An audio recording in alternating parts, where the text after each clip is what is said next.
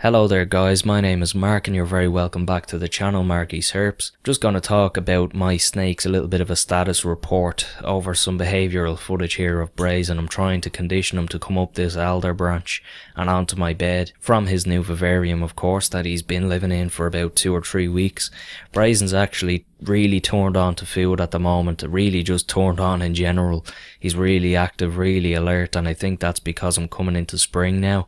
But yeah, he ate like 4 days ago, a nice sized mouse, and he was wanting food again now. So it'll be interesting to see this summer, will Brazen go off feed again, because he did go off feed a little bit last summer, because I think he just went into like horny beaver mode and just kind of wanted a mate really badly, and he just completely went off food pretty much.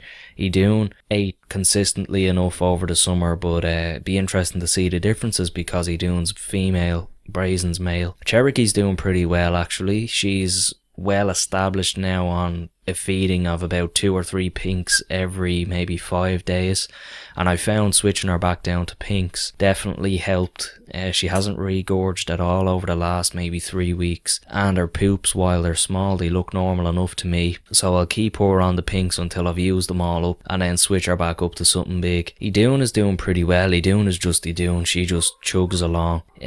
She's eating the same stuff Brazen's eating, and keeping it down, digesting it, crapping it out, all that good stuff. And of course I don't really get to see Idune's natural behaviours like I do Brazen's, because Brazen is diurnal and corn snakes are mainly nocturnal. Actually, to be technically specific, they're crepuscular, which kind of means that they're active at either end of the day. Fancy word there for you guys. Who else? Smuggler's doing well. He injured himself maybe 3 weeks ago. He caught himself between the lip of his viv and the lid, and he kind of crawled into this space when he was a baby, but he's too big now, so he kind of got stuck basically. And there was a little lump kind of on his lower third where maybe his intestines may be, or whatever the equivalent may be in a snake.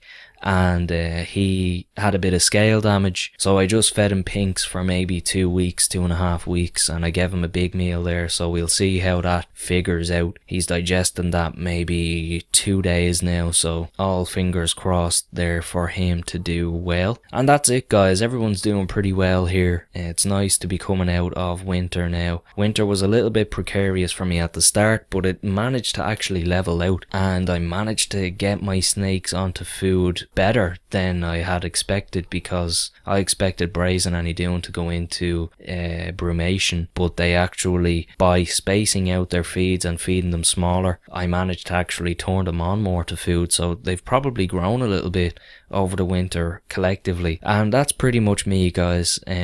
Just pro tip, treat your colubrids the same way in winter as you would in summer, and they'll pretty much get through the winter scot-free. It's me, your boy Mark. Take it handy. If you have it handy, take it twice. Good luck.